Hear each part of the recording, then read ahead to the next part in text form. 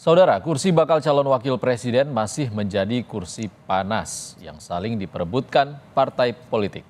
Setiap parpol saling menawarkan nama untuk kandidat bakal calon wakil presiden. Kita akan membahasnya bersama Direktur Eksekutif Indikator Politik Burhanuddin Muhtadi dan Ketua DPP PDI Perjuangan Eriko Sotarduga. Selamat sore Bang Eriko, Mas Burhan. Selamat sore. Assalamualaikum. Waalaikumsalam. Kita ke Bang Eriko dulu, Mas Burhan. Bang Riko, P3 kan udah Ya, bilang kalau Sandiaga akan jadi kandidat bacawa pres dari P3. Sebagai rekan koalisi ini, PDIP tertarik nggak dengan Sandi? ya. Begini, Bung Ihsan, untuk seluruh kita, Mas Burhan, dan juga seluruh yang menyaksikan ini, kalau kita lihat dari pertama kali bekerja sama antara PDI Perjuangan dengan P3, memang pada waktu itu P3 menyampaikan ada 4 nama calon. Nah, kebetulan juga yang tadi menyampaikan Pak Amir Uskara itu rekan kami satu komisi di DPR dan hubungan kami cukup erat, dekat, sehingga pada waktu pertama bekerja sama, P3 menyajikan 4 nama. Nah, terus kemudian pada waktu rakernas kami di Lenteng Agung yang baru berjalan kurang lebih 1 minggu yang lalu, itu muncul 10 nama dari Ibu Mega yang disampaikan Mbak Puan sejumlah 6 nama.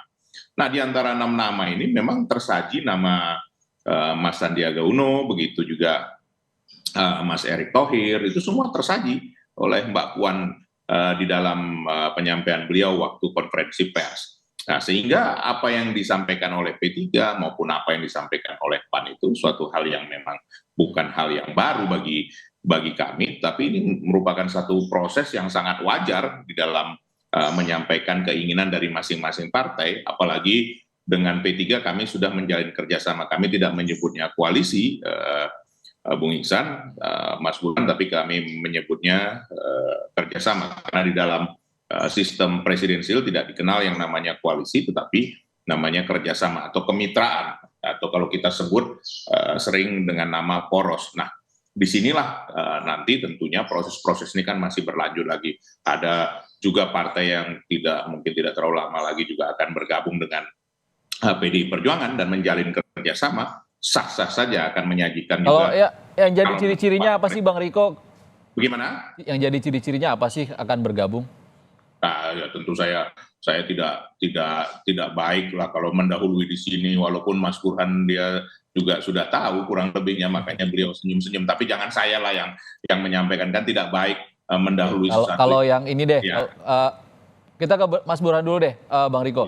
Kalau dari Mas Burhan sendiri, kandidat yang cocok untuk Mas Ganjar siapa sih, Mas? Menurut saya tergantung kebutuhan. Ada kebutuhan elektoral, ada kebutuhan teknokratik, terutama setelah menang. Apa prioritas buat Mas Ganjar untuk mengelola pemerintahan? Ada juga kebutuhan kearifan nasional, kombinasi antara nasionalis religius, gitu ya. Ada juga kebutuhan logistik, karena bagaimanapun Pilpres membutuhkan dana besar untuk bisa menyapa pemilih seluruh Indonesia. Nah, di antara sekian banyak kebutuhan tersebut, tentu Ibu Mega punya pertimbangan tersendiri. Kalau misalnya kebutuhannya adalah elektoral, mau tidak mau, cawapres yang patut untuk dipertimbangkan adalah cawapres yang mampu memberikan kontribusi elektoral buat memenangkan pasangan capres-cawapres yang diusung oleh PDI Perjuangan. Tapi kalau misalnya kebutuhannya itu adalah governability, maka cawapres yang punya kemampuan teknokratik setelah memenangkan itu yang harus mendapatkan prioritas. Nah, yang paling ideal adalah dari 4 atau 5 kriteria tadi itu mengerucut pada satu nama. Jadi dia populer, punya elektabilitas tinggi, dia seorang teknokratik, kemudian dia juga mampu memberikan sumbangan ya untuk kebutuhan logistik kampanye. Saat yang sama juga kombinasi Jawa luar Jawa, Islam nasionalis. Jadi semakin banyak irisan, semakin bagus. Nah, tentu dari sekian banyak kriteria, skor yang pertama yang paling tinggi bobotnya. Karena bagaimanapun sebaik apapun cawapres, misalnya setelah memenangkan pertarungan, tetapi kalau programnya itu tidak didahului dengan kemenangan di Pilpres, ya program atau visi misinya tadi ya hanya sekedar indah di atas kertas. Jadi dari 4 atau 5 tadi ya skor paling tinggi bobotnya adalah cawapres tadi punya daya dongkrak elektoral atau tidak untuk memenangkan capres cawapres PD Perjuangan. Kalau Bang Riko menanggapinya bagaimana? Kalau dari unsur yang disampaikan Mas Burhan tadi, kita menyasar satu nama, Sandiaga Uno. Di Litbang Kompas ditempatkan ataupun dari hasil survei dia menempati urutan teratas sebagai bacawa pres. Sebenarnya chemistry dari Ganjar Sandi ini dilihatnya seperti apa sih, Bang Riko? Ya begini, Saudara Ihsan, sebenarnya simpel saja. Hampir sama seperti yang disampaikan Mas Burhanuddin. Berulang-ulang saya menyampaikannya bahwa ada tiga kriteria sebenarnya yang memang harus diwujudkan dalam hal ini. Pertama, memang harus saling melengkapi dengan calon presiden kita, calon presiden kami, Mas Ganjar. Artinya apa yang didapatkan dari cawapres ini nanti bisa melengkapi apa kekurangan yang ada di Mas Ganjar. Karena kenapa, Bung Ihsan, apapun juga Indonesia membutuhkan sesuatu hal yang lebih lagi untuk ke depan ini. Pak Jokowi juga mengingatkan di dalam Rakernas, memberikan masukan kepada kami bahwa 13 tahun ini nanti akan menjadi hal yang sangat penting, dan ini ada di pemerintahan yang akan datang ini kurang lebih 10 tahun. Nah, itu sesuatu hal yang kesinambungan dan juga pembangunan ini, serta juga membangun sumber daya manusia yang kuat ini, memang tidak bisa dipungkiri. Itu pertama. Yang ketiga, tepat yang dikatakan Mas Burhan tadi, apapun itu, yang paling utama adalah rakyat memilihnya. Bahwa rakyat yang menjadi panglima, bahwa rakyat yang menjadi utama. Nah, dari ketiga ini, tentu semua kan harus dibicarakan, Bung Ihsan. Dibicarakan antara Ibu Mega dengan partai-partai politik, tentu seperti pada waktu tahun 2019, bagaimana Kiai Haji Ma'ruf Amin, itu kan dibicarakan dengan semua ketua umum partai politik yang mendukung mengusung. Nah, kemudian, apa juga yang paling penting? Ini harus didiskusikan, dirembukkan dengan sangat matang bersama Bapak Presiden Joko Widodo. Karena bagaimanapun juga ini presiden dan wakil presiden yang akan datang ini kan ini meneruskan dan juga membuat program Bapak Presiden Joko Widodo dapat terpenuhi dan dapat lebih sempurna. Nah, apalagi juga yang paling penting, ini juga disetujui oleh calon presiden kita, Mas Ganjar Pranowo. Nah, ini semua kan tentu perlu proses. Saya harus jujur di sini menyampaikan, ini kita tunggu dari Mas Burhan dan teman-teman survei, kan mereka ini sedang nanti akan mensurvei, katakan memasangkan mana yang paling tepat. Tadi dari hasil survei itu sudah disampaikan Bung Iksan, Mas Sandiaga termasuk yang paling tinggi, kan begitu ya? Artinya PDIP juga masih nunggu juga kan, masih ada pertemuan dengan AHY ataupun pertemuan politik lainnya.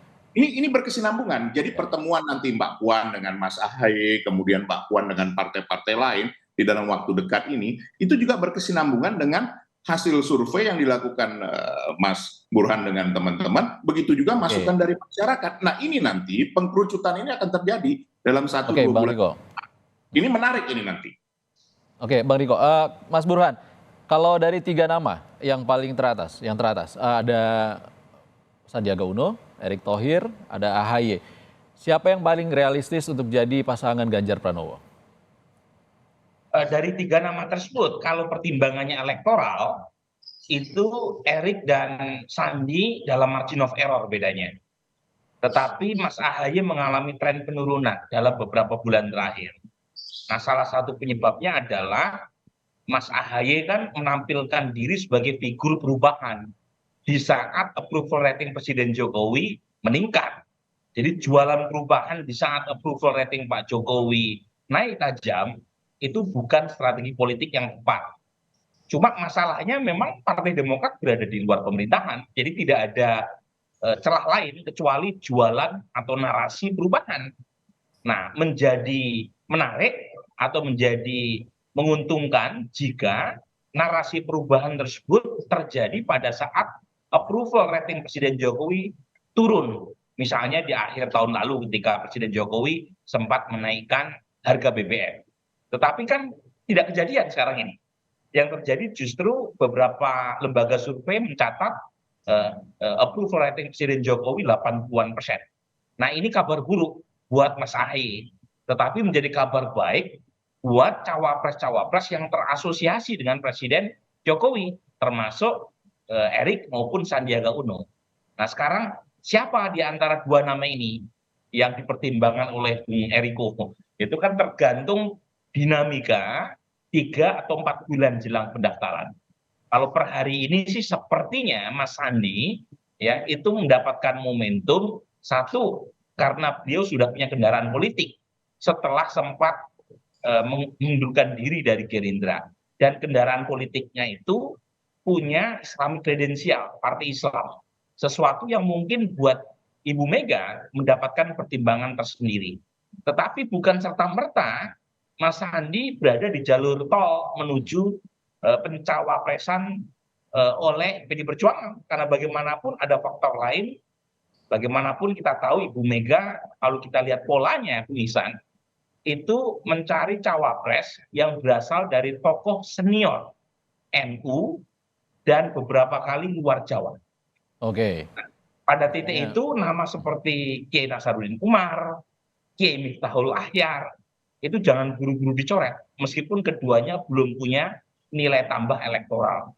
Jadi anything can happen, kita lihat ke depan, Daftaran jangan-jangan juga masih lama dan kita mungkin manuver-manuver itu mungkin akan memunculkan nama, salah satunya adalah tokoh senior dari NU, ya Mas Burhan ya.